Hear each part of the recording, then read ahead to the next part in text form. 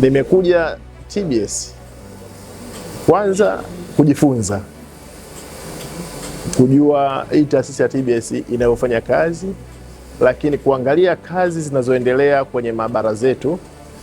Kama mnavyofahamu, taasisi hii ni muhimu kulinda afya ya Watanzania, lakini kuangalia pia thamani ya fedha za Mtanzania kulingana na matumizi ya bidhaa anazotumia inalindwa.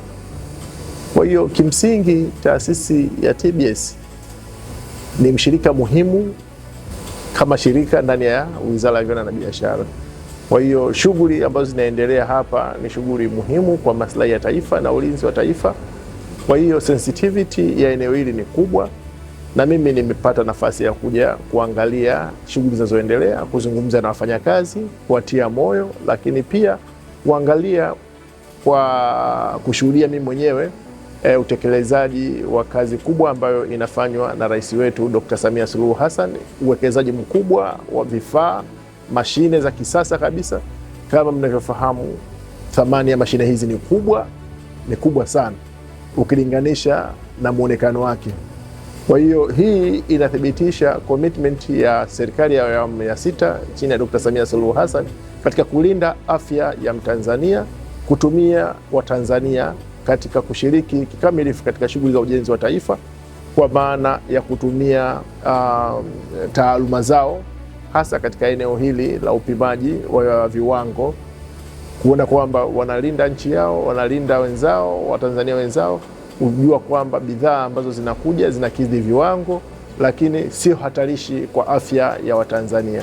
Kuna maelekezo ya Mheshimiwa Rais Dr. Samia Suluhu Hassan kuhakikisha kwamba shirika la TBS linawafikia Watanzania, linawasaidia Watanzania hasa wa hali ya chini, na tumeona kwa mifano TBS ikiwafikia wajasiriamali vijana na kina mama, ikiwapa mafunzo, lakini pia alama ya TBS bure kabisa.